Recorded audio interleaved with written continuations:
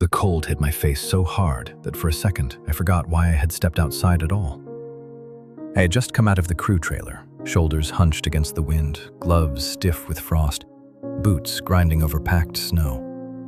The sky above the oil camp was the color of old steel. Nothing moved except the blowing powder sweeping across the road between the trailers. Then I opened the door to the medical station and saw her. My heart stumbled. That is the only way I can describe it. It did not race, it did not stop. It simply missed its rhythm, as if some quiet part of me had recognized her before my mind had a chance to understand. I did not know it then, but that single moment would split my life into before and after. My name is Ryan Whitaker. Back then, I was 32 years old, divorced, tired, and convinced that the safest way to live was not to expect too much from anyone. I worked as a mechanical engineer on an oil field on the north slope of Alaska, in a place where winter seemed endless and the wind could make a grown man feel small. The camp was a world of metal stairs, floodlights, frozen pipes, diesel fumes, and men who talked too loud in the cafeteria because silence made them think about home. We worked 12-hour shifts, sometimes longer. We slept in narrow rooms with thin walls. We counted the days until the next flight south, and then, when we got home, some of us did not know what to do with ourselves. I was one of those men. 3 years had passed since my divorce. My son Caleb lived with his mother in Idaho. I sent money every month, called him every Sunday, and told myself that was what a responsible father did.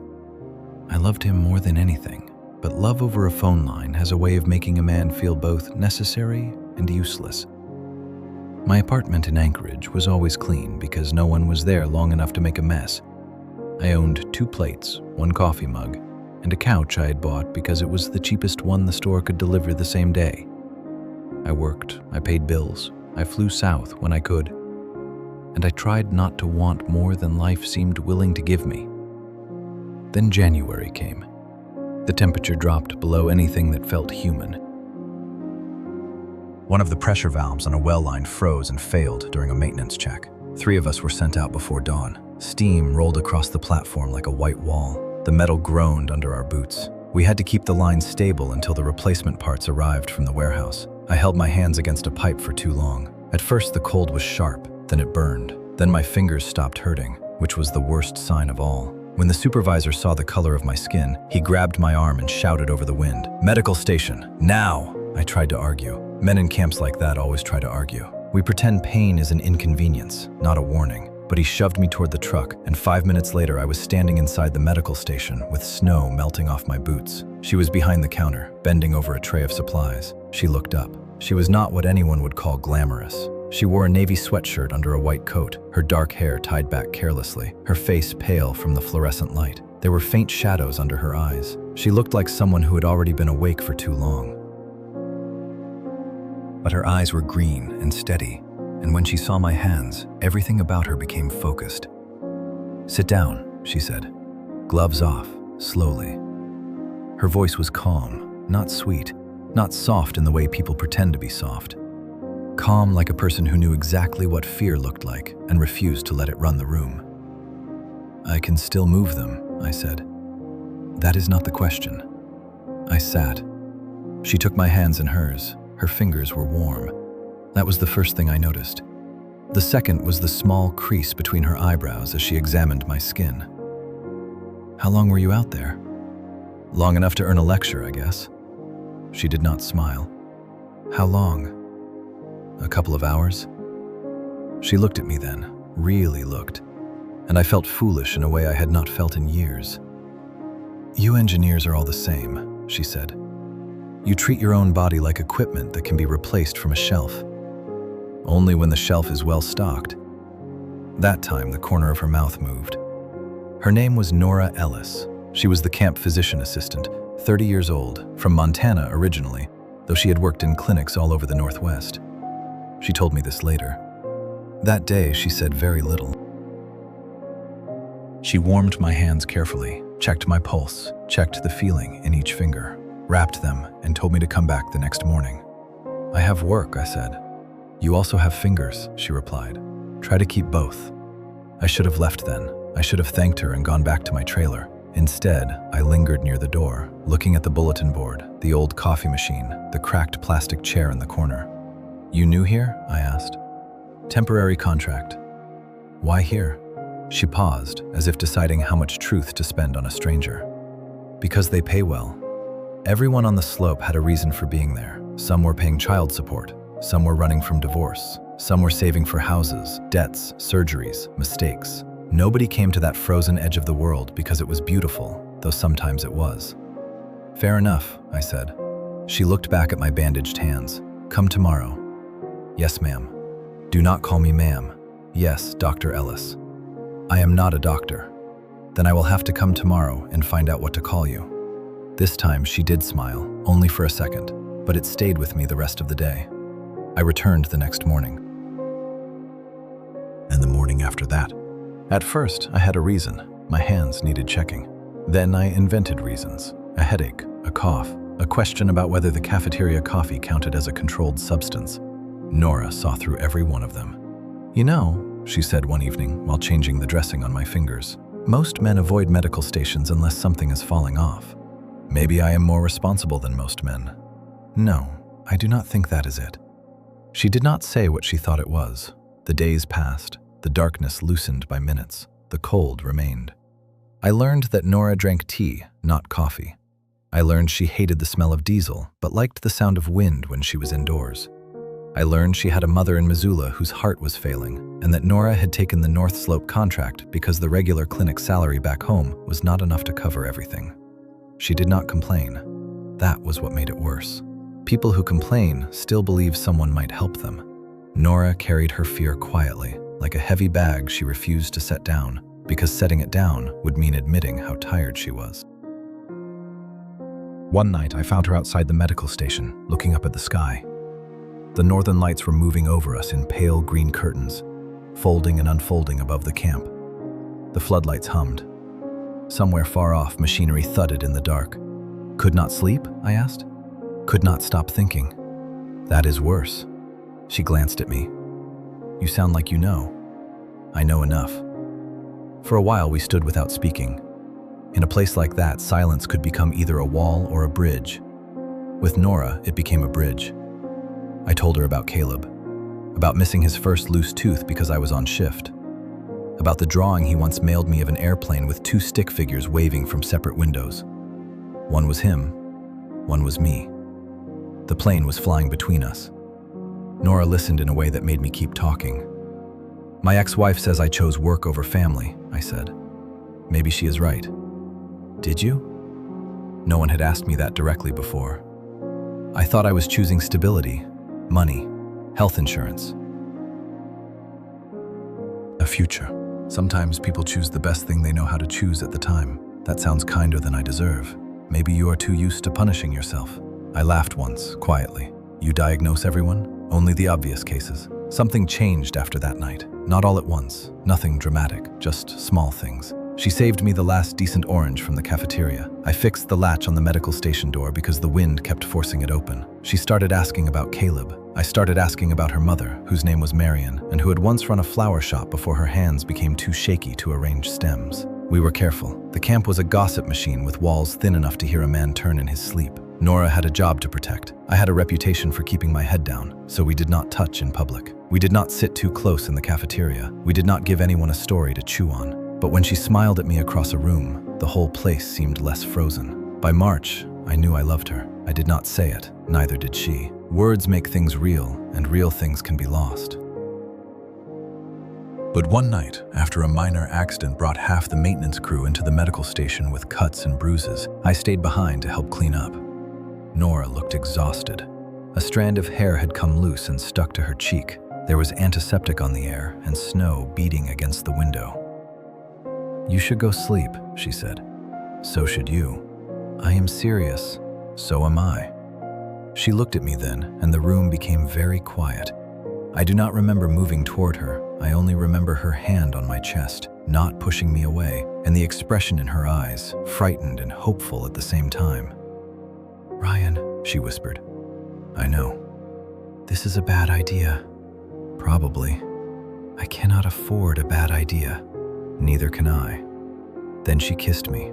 It was not a careless kiss. It was not the kind of kiss people give when they want to forget themselves. It felt like two exhausted people finally admitting they had been holding their breath.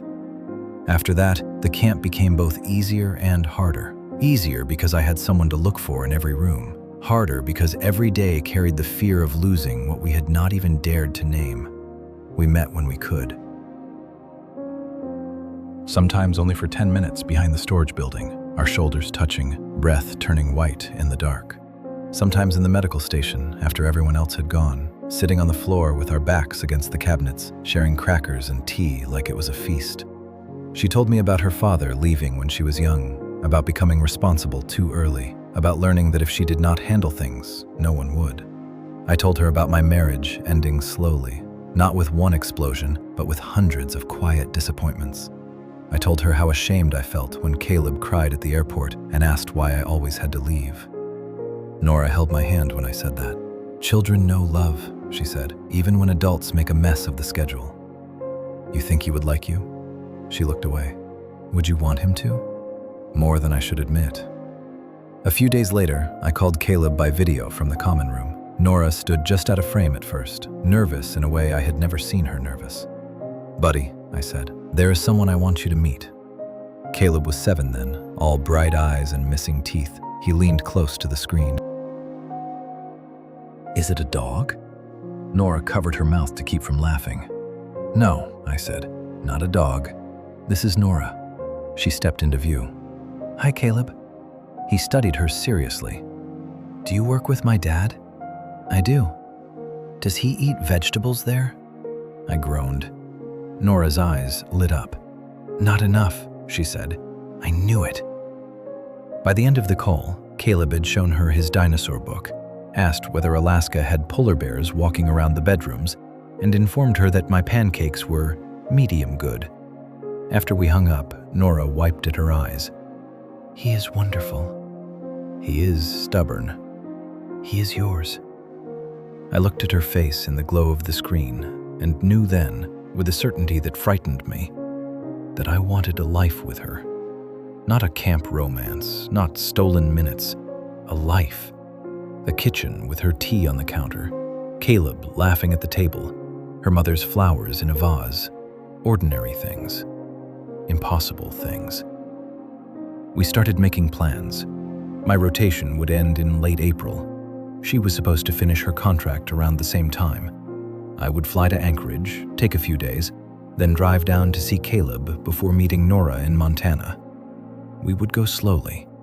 We would not scare Caleb. We would not rush her mother. We would be careful and practical. For the first time in years, the future did not feel like an obligation. It felt like a door. Those weeks were the closest thing to happiness I had known in a long time. We did not have much, and what we had was hidden inside ordinary moments. Nora would leave a paper cup of tea on the corner of my workbench with no note, because a note could be found. I would bring her a sandwich from the cafeteria when she missed dinner during a shift. If our hands brushed in the hallway, both of us would pretend not to notice, then spend the rest of the day thinking about it. Once, during a whiteout, the entire camp was ordered indoors except for essential crews. The wind covered the windows so thickly with snow that the world outside disappeared. Nora and I ended up in the supply room sorting medical inventory because she said if she sat still, she would start worrying about her mother.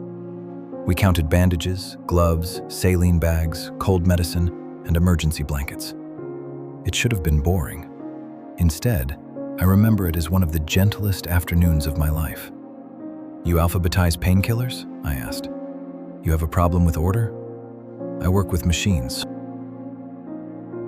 I respect order. I just did not know ibuprofen had a social hierarchy. She threw a roll of gauze at me. It hit my chest and fell to the floor. I picked it up and placed it carefully on the shelf. "See," she said. "Trainable." I looked at her then, really looked. Her sleeves were pushed up, her cheeks pink from laughing, her hair coming loose around her face. For a second, the camp disappeared. There was no oil field, no divorce, no sick mother, no distance waiting at the edge of our plans. There was only Nora standing in a narrow supply room, laughing because of me. I almost told her I loved her. The words rose all the way to my throat. Then someone knocked on the door, and the moment closed. That is how it was with us. Always almost. Always waiting for a safer time, as if love had ever cared about safety. Then Nora found out she was pregnant. It happened on a Thursday morning. I remember because the cafeteria had burned oatmeal, and everyone complained about it. Nora sent me a message asking me to come to the medical station after shift. When I walked in, she was standing by the sink with her arms wrapped around herself. "What happened?" I asked. She looked at me, and all the color had gone from her face. "I am pregnant." For a second, the room tilted. Not because I did not want the child. That was the part Nora never understood at first. The shock was not rejection. It was the sudden weight of every problem standing up at once. Caleb, my divorce agreement, Nora's mother, the camp, money, distance, fear, and underneath all of that, a strange, bright feeling I was afraid to touch. "Say something," she whispered. I took one step toward her. "We will figure it out." She shook her head. "Do not say that like it is easy." I did not say it was easy. "My mother needs care. I took this contract because I had no choice. I do not have a house. I do not have savings. I do not have room in my life for one more person depending on me. This baby would depend on both of us." She closed her eyes. "You already have a child. That does not mean I cannot love another one. You say that now." Those words hurt, but I understood where they came from. Nora had spent her life being the person others leaned on. Trust did not come naturally to her. Trust looked, to her, like the thing people asked for right before they left. The weeks after that were the hardest of my life up to that point. We argued. Quietly at first, then not quietly at all. She accused me of wanting to rescue her because it made me feel noble. I accused her of shutting me out before I had done anything wrong. She said I could not understand what it felt like to carry a child in a place where everything was uncertain. I said she would not let me try. We said things that stayed in the room after we left it. One night, after a terrible argument, she threw a stack of paperwork off the desk and shouted, "Go, Ryan, please, just go." So I went. I walked through the camp in the dark, past the equipment yard, past the line of trailers, past the place where we had once stood under the northern lights. The wind cut through my jacket. I kept walking until my anger ran out and all that remained was fear. Maybe she was right. Maybe love was not enough. Maybe I had already failed one family and was about to fail another. Maybe the responsible thing was to step back before I ruined her life. By morning, I hated myself for thinking it. When I returned to the medical station, Nora looked like she had not slept. "I should not have told you to leave," she said. "I should not have left." We stood there, both too tired to pretend. "I am scared," she said. "So am I. I cannot lose my mother." "You will not." "You do not know that." "No. But I know I will help." That was when I made the decision that changed everything. An old friend of mine, Travis, had moved to a different company, working a brutal contract farther north. The pay was better, much better, but the rotation was longer, the work riskier, and communication unreliable. I had refused it twice before. That night, I called him. "You still need a mechanical supervisor?" I asked. He laughed. "You finally tired of sleeping indoors?" "I need the money." "Everybody needs money." "I need it fast." He stopped laughing. Within a week, I had accepted the contract. When I told Nora, she stared at me as if I had betrayed her. "You are leaving?" "For 3 months. While I am pregnant." "For you, for your mother, for the baby." "Do not make it sound beautiful." "I am not." "You think money fixes everything?" "No, but no money makes everything harder." She turned away, pressing one hand to her mouth. "I needed you here." Those words almost broke me. "I will come back," I said. "Everyone says that." "I mean it." She looked at me with tears in her eyes. "Then why does it feel like you are already gone?" I did not know how to answer. 2 days before my transfer flight, the accident happened. A line ruptured near one of the processing units. Alarms screamed across the camp. Men ran from every direction. Steam and smoke swallowed the platform. For hours, everything became noise, heat, orders, and instinct. I helped shut valves, move equipment, and drag one injured worker away from a stairwell slick with ice. At some point, I saw Nora through the chaos, kneeling beside a man with burns on his arm. Her face was pale, but her hands were steady. "Go!" she shouted when she saw me looking. So I went. By the time the fire crew had the area under control, the medical station was crowded with injured men, supervisors, and emergency staff from the neighboring site. I pushed through the doorway looking for Nora. She was not there. One of the nurses told me she had been evacuated with 2 patients to Fairbanks. Another said Anchorage. Someone else said she had returned to the dormitory. No one knew.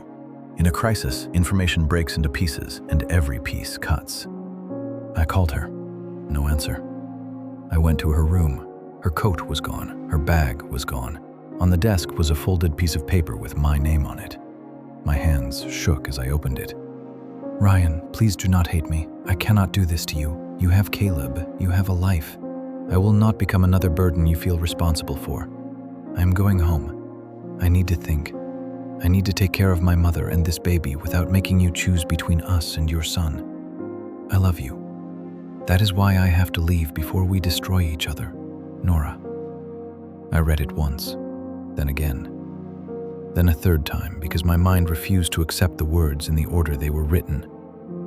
She was gone. The next morning, a helicopter took me to the new site. I sat by the window and watched the white land pass below us. I should have refused to go. I should have stayed and searched every airport, every clinic, every hotel in Fairbanks until I found her. But shock makes cowards of people who later tell themselves they were being practical. I told myself I needed the money. I told myself she had asked for space. I told myself 3 months would pass quickly. I told myself lies because the truth was too simple. I had lost her. The new camp was worse than the first, colder, louder, more dangerous. The wind never stopped. We worked until our bodies became machines. Communication was unreliable, and when the satellite connection worked, I used every minute trying to reach Nora. Her phone went straight to voicemail. At first, anger kept me standing.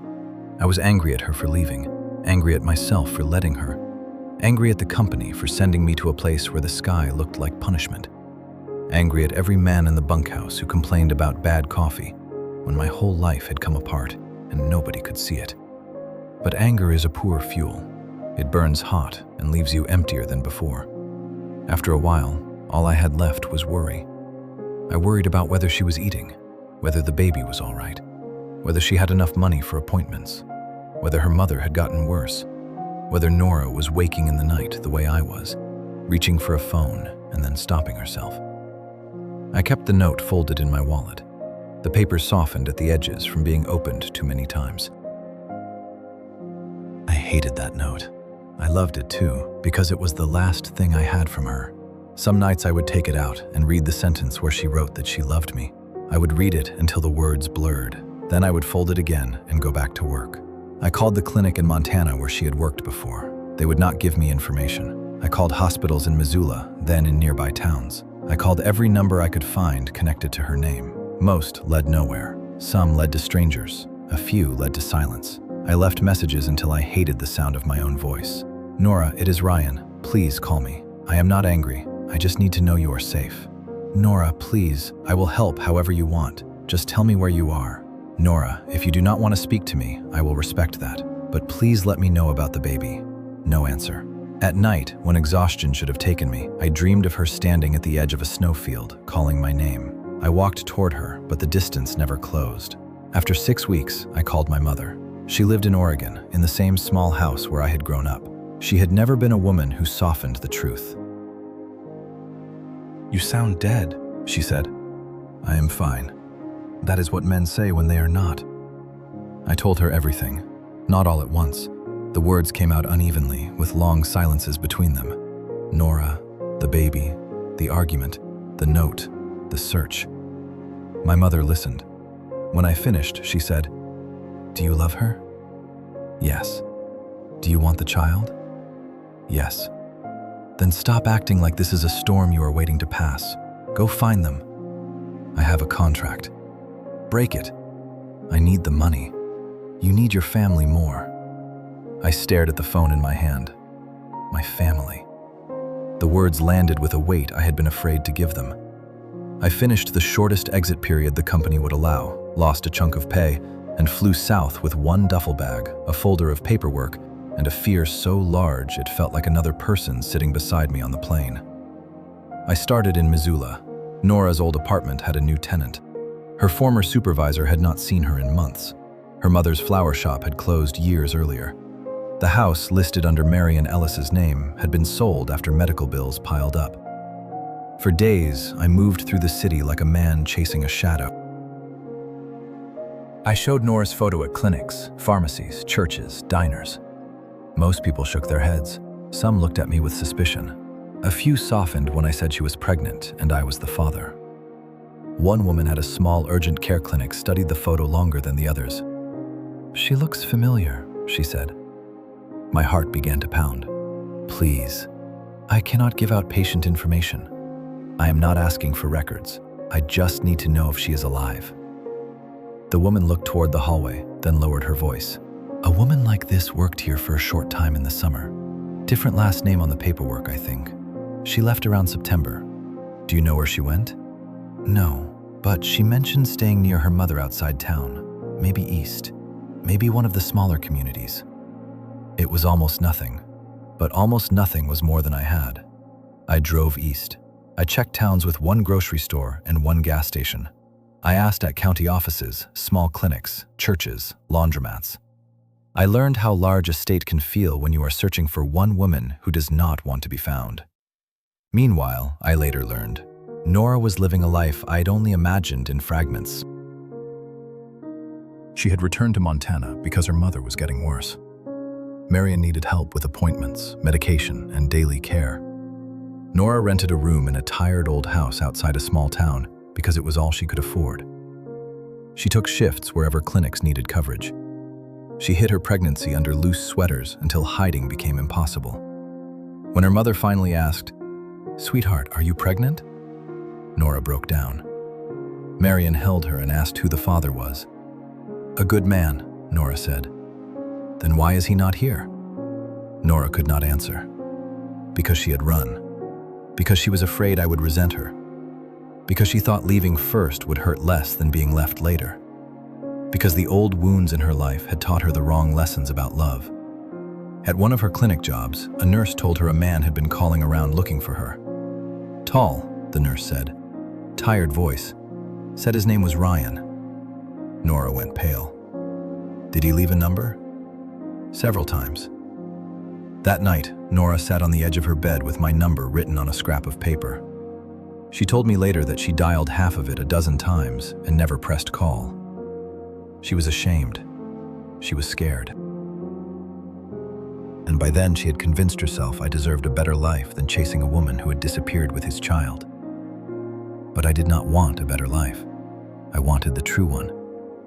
By late October, I was almost out of money and nearly out of hope. I had taken a temporary maintenance job at a repair shop while I searched. At night, I slept in cheap motels or in my truck. I kept a map on the passenger seat, covered in circles and notes. Every morning, I chose another town. There were days I felt ridiculous. A grown man with a photograph, walking into places where nobody knew him, asking the same question until even kind people grew uncomfortable. More than once, someone looked at me as if I might be dangerous. I understood that. A tired man searching for a pregnant woman can sound like a warning instead of a love story. So I learned to speak carefully. I am not here to force anything, I would say. I just need to know she is safe. If she tells me to leave, I will leave. Sometimes I believed that. Sometimes, alone in the truck afterward, I was not sure I could survive hearing it. One evening, I stopped outside a closed diner and called Caleb. He was eating cereal even though it was late. His mother had let him because he had finished his homework, and he was proud of the bargain. "Dad," he said, "are you still looking for your friend?" I closed my eyes. Yes. Is she lost? In a way. Maybe she needs a map. I laughed, because if I did not, I might have cried. Maybe I do too. When you find her, can you come see me? That question hurt more than any accusation could have. Yes, buddy, I promise. You promise for real? For real. After we hung up, I sat in the dark cab of the truck and understood that searching for Nora did not excuse me from being Caleb's father. Love did not cancel love. I had to become the kind of man who could hold more than one promise at the same time. Then, on a rainy afternoon, I walked into a tiny clinic attached to a pharmacy in a town I had nearly skipped. The receptionist was an older woman with silver hair and kind eyes. I had said the same words so many times they felt carved into my mouth. I am looking for this woman. Her name is Nora Ellis. She may have worked in medical care. She is pregnant. I am the father of her child. The woman took the photo. Her expression changed. I cannot tell you anything official. My knees almost gave out. But you know her. She looked at the photo again. She helped here until the end of September. Sweet girl, quiet, too thin. She was expecting. Where is she? I do not have an address. Please. The woman hesitated. She once mentioned staying with her mother near Cedar Ridge, old farmhouse off Willow Creek Road. That is all I know. I thanked her so many times she had to tell me to go. It was snowing by the time I reached Cedar Ridge. The town was barely more than a church, a store, and a line of houses with smoke rising from chimneys. Willow Creek Road curved into dark fields and pine trees. I found the farmhouse at the end of a gravel drive. It leaned a little to one side, weathered and poor, but stubbornly standing. One window glowed with yellow light. My truck idled behind me. Snow ticked against the windshield. For several minutes, I could not move. What if she refused to see me? What if she had decided the child was better off without me? What if I knocked and discovered I was too late? Then the door opened. Nora stepped onto the porch carrying a small bag of trash. She had a gray coat pulled tight around her. Her hair was loose under a knit hat. Her face was thinner than I remembered, and beneath the coat, her pregnancy was unmistakable. I got out of the truck. She froze. For a moment, neither of us spoke. The snow fell between us. Ryan, she said. My name and her voice nearly brought me to my knees. I have been looking for you, I said. She covered her mouth with one hand. You should not have. Do not say that. I left you a note. I know. I told you I could not do this, and I am telling you that you do not have to do it alone. Her eyes filled with tears. You had Caleb, your work, your life. You are my life too. She shook her head as if the words hurt. I was so scared. So was I. I thought you would hate me. I was angry, I was hurt, but I never hated you. The porch light flickered above her. Behind her, an older woman's voice called from inside. Nora, who is there? Nora looked back, then at me. My mother. May I meet her? She laughed once through her tears. After all this, you are asking permission? I am trying to do at least one thing right. She stood aside. Inside, the house was cold despite the wood stove. The furniture was old. A stack of medical bills sat on the kitchen table beside a bottle of vitamins and a chipped mug. Marian Ellis sat in a chair near the stove, wrapped in a blanket, her face pale, but her eyes sharp. She looked from Nora to me.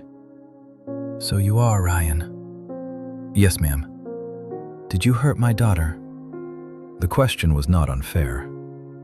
Yes, I said, and she hurt me, but I love her, and I want to help if she will let me. Marian studied me for a long moment. Do you want that baby? I looked at Nora's hands resting protectively over her stomach. More than I know how to say. The room went quiet. Then Nora began to cry.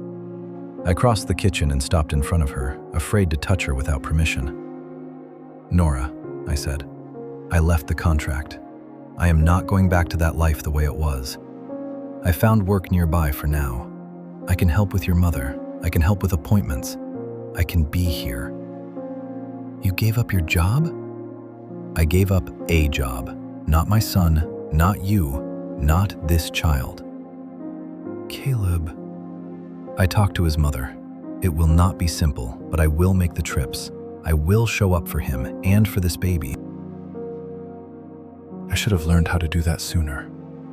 She looked at me as if she wanted to believe, and was afraid belief itself might break. "I do not know how to trust this," she whispered. "Then do not trust all of it today. Trust this one day. I am here." That was how we began again. Not with a grand reunion, not with music or certainty. With one day, then another. I rented a small room in town and took every job I could find. Repairs at the mill, heating systems, farm equipment. Anything with bolts, wires, motors, or pipes.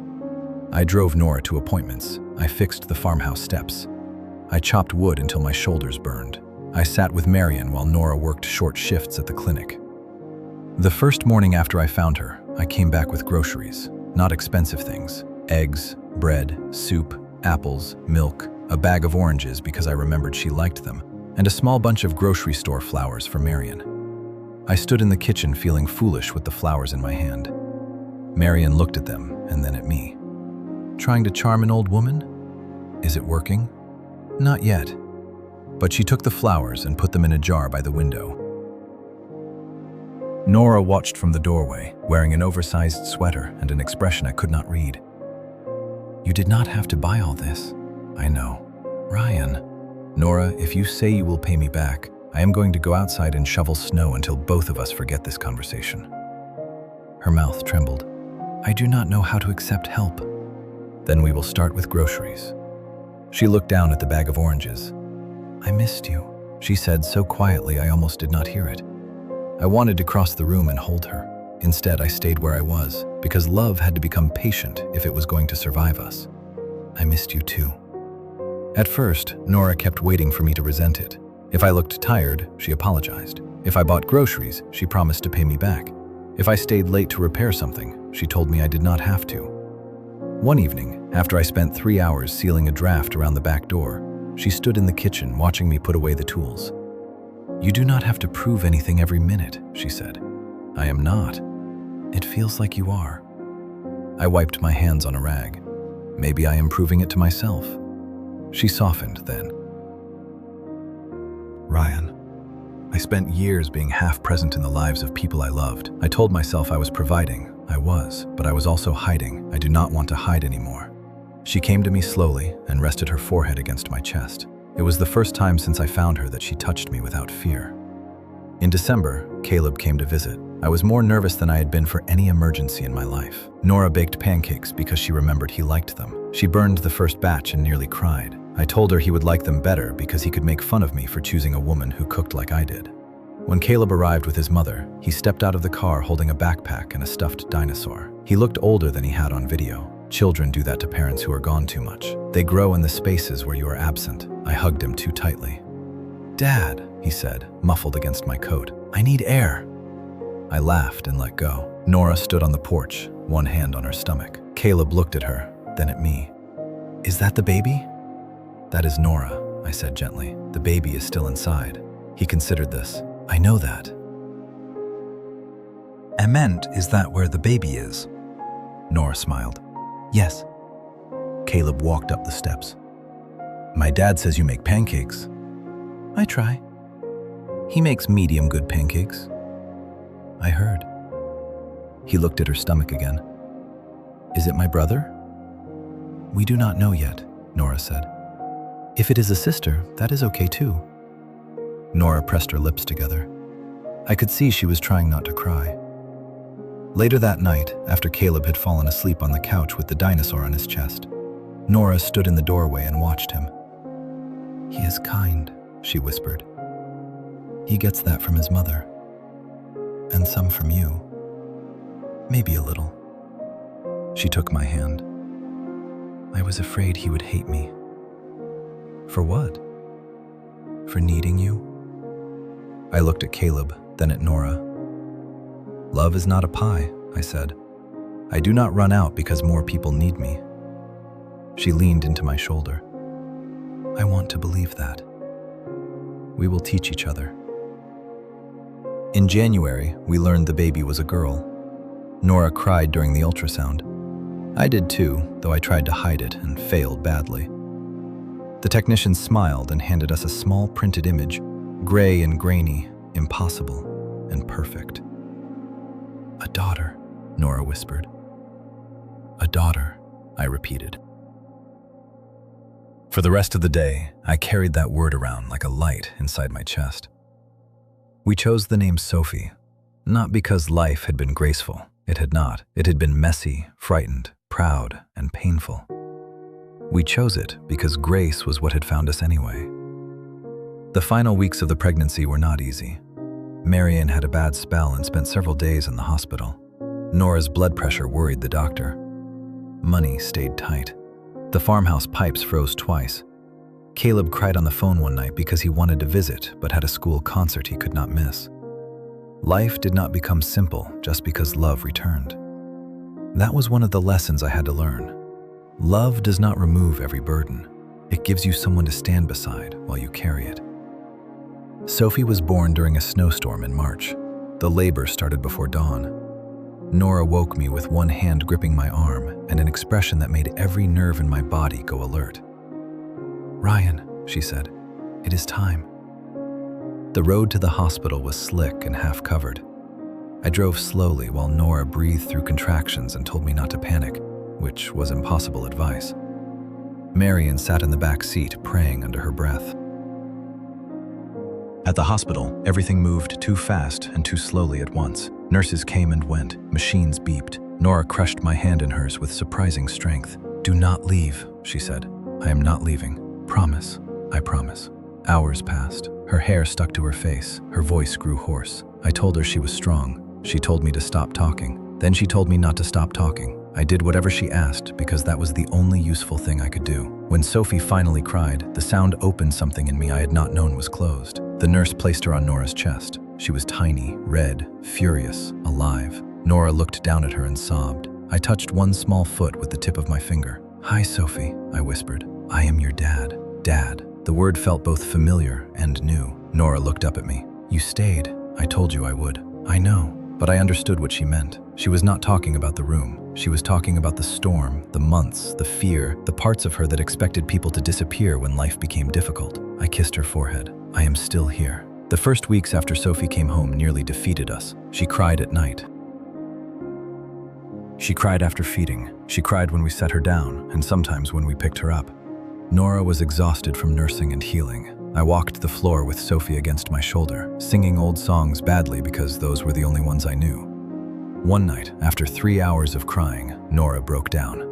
"I am a terrible mother," she said. "I cannot even comfort my own baby." I sat beside her on the bed, Sophie wailing between us. "Then I am a terrible father because I cannot comfort her either." Nora gave a wet, unwilling laugh. "That is not funny." "No, but it is true. Maybe babies are just unreasonable employers." She laughed again, then cried harder, and I held them both as best I could.